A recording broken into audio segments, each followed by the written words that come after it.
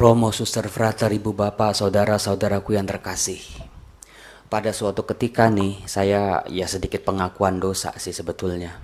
Abis misa kayak begini, selesai, saya ke belakang, saya lepas kasula, tapi masih pakai jubah putih. Lalu kuculuk saya ke pastoran tempat makannya Romo Yus dan Romo Hariliong. Buka cari-cari makan apa pagi-pagi. Belum ada apa-apa, adanya mie dingin. Kemudian juga bakso dingin. Lama banget kalau disuruh panasin lagi. Buka freezernya, wih ada banyak es krim. Saya pilih rasa apa yang saya suka. Pilihlah rasa coklat. Lalu udah pagi-pagi pakai jubah putih, makan es krim rasa coklat. Kisahnya pasti sudah bisa ketebak. Netes itu es krim rasa coklatnya itu ke jubah putih saya.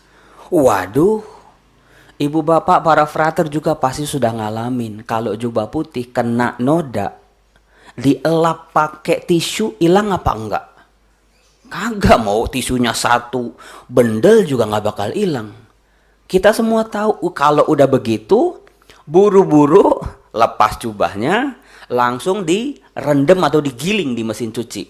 Kalau bisa pakai deterjen anti noda, belum puas lagi pakai vanish, belum puas lagi pakai pemutih. 3 jam direndam baru bisa hilang. Saudara-saudaraku yang terkasih, kenapa pagi-pagi Romo Yosef khotbahnya kok soal cucian?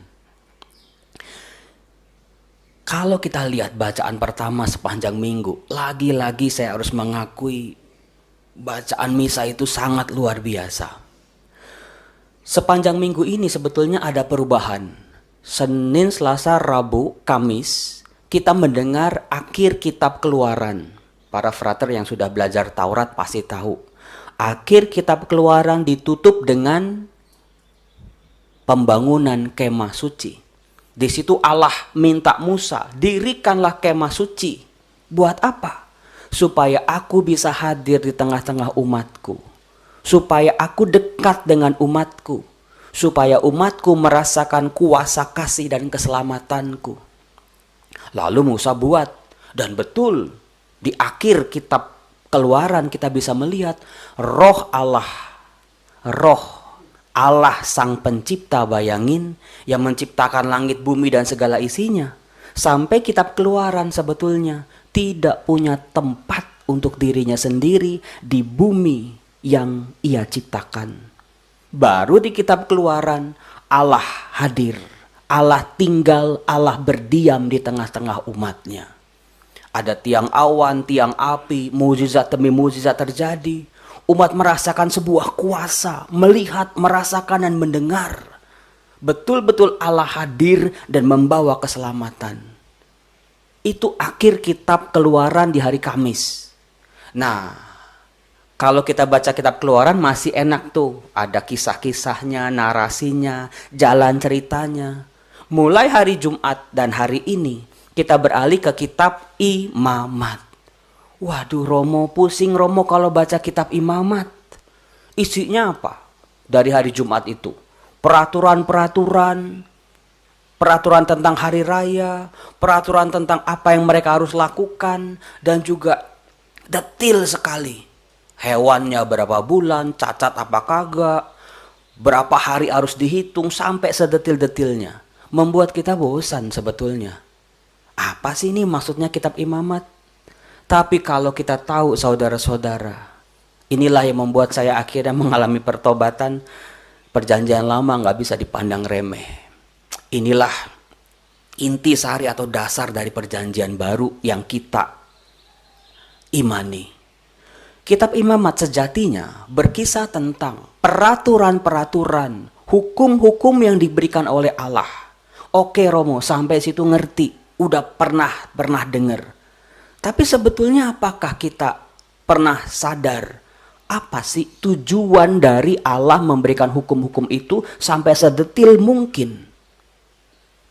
Tujuannya adalah saudara-saudara, supaya umat Allah ini yang punya Allah di tengah-tengah mereka, Sang Immanuel, Allah yang hadir, tidak kehilangan kesucian mereka, tidak kehilangan kekudusan mereka.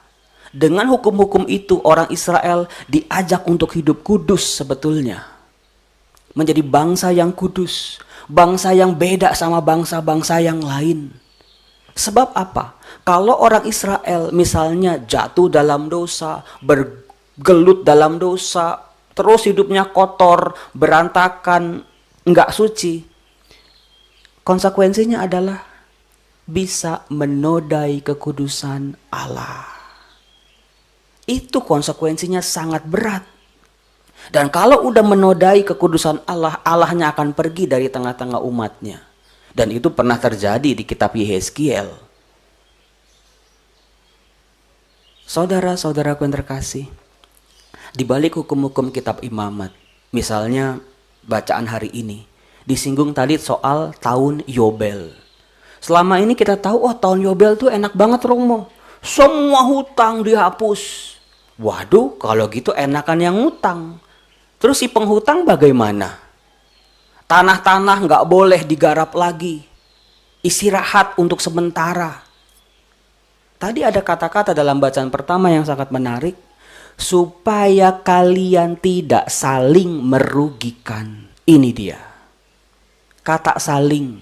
Jadi bukan soal si penghutang, orang yang berhutang yang diuntungkan. Lalu yang menghutangi merasa rugi. Karena semuanya harus dilepas. Tidak demikian. Kata-kata saling, tidak saling merugikan. Sebetulnya di situ ada sebuah relasi yang mau diperbaiki. Relasi-relasi yang rusak antara sesama manusia. Yang rusak gara-gara yang satu miskin, yang satu kaya. Yang satu punya kesempatan, yang satu tidak punya kesempatan. Relasinya diperbaiki. Kemudian juga relasi yang harus diperbaiki juga adalah dengan alam, dengan tanah, tempat orang Israel bisa bercocok tanam dan menikmati hasilnya. Nah sekarang kita bisa bertanya saudara-saudaraku yang terkasih, ini wabah virus corona sebetulnya kan karena kerusakan alam, ketidakseimbangan alam, termasuk juga ketidakseimbangan relasi manusia dengan sesamanya. Manusia dengan alamnya rusak, dieksploitasi terus-menerus. Manusia dengan manusia yang lain juga berantakan. Ada kebencian, ada kemarahan, dan lain sebagainya. Mungkin wabah virus corona ini mengajak kita untuk berefleksi bagaimana relasi kita dengan sesama kita masing-masing. Bagaimana relasi kita dengan alam. Dan yang terakhir bagaimana relasi kita dengan yang di atas. Dengan Sang Pencipta, sumber kekudusan, sumber keselamatan kita. Sebab saudara-saudara, saya selalu mengatakan masa corona ini menjadi kesempatan buat kita buat bertobat. Buat bersihin diri, buat kayak cuci baju, jangan ditunda-tunda lagi mumpung masih ada waktu. Sebab kalau kita terus menunda-nunda dosa, menunda-nunda pertobatan, ngumpulin dosa, seringkali kan kita gitu. Salah dikit ya udahlah, dikit ini nggak apa-apa, ntar aja ngaku dosanya. Terus kita tumpuk-tumpuk. Dosa membuat manusia menjadi monster. Kalau nggak percaya, kisahnya bisa kita baca dalam bacaan Injil. Herodias dan Herodes. Mengerikan luar biasa itu. Kesalahan yang bertumpuk-tumpuk. Orang yang berbuat dosa tapi tidak bertobat, tapi ditumpuk lagi dengan dosa yang baru. Hasilnya apa? Jadi monster. Bukan lagi jadi manusia. Anda pernah bayangin gak ada seorang ibu yang hamil, melahirkan anak, membesarkan anak, mengasuh anak. Pastikan setiap ibu harapannya apa sih? Supaya anaknya jadi anak baik. Sejahat-jahatnya seorang ibu, ketika dia punya anak, dia mengharapkan anaknya jadi baik. Tapi apa yang terjadi dengan Herodias? Pernah gak bayangin? Seorang ibu minta sama anaknya, menghasut anaknya untuk bisa melampiaskan dendam dan amarahnya. Mintalah kepala Yohanes Pembaptis. Apakah Anda pernah membayangkan seorang anak kecil nenteng-nenteng kepala di atas sebuah talam, nenteng-nenteng gitu, kasih kepada ibunya? Saya yakin itu sebuah trauma besar bagi si anak.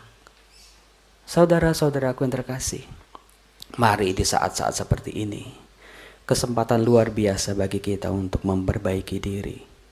Biarlah alam mencari keseimbangannya di tengah keluarga, komunitas kita. Perbaiki relasi-relasi yang rusak itu, dan juga dengan Allah.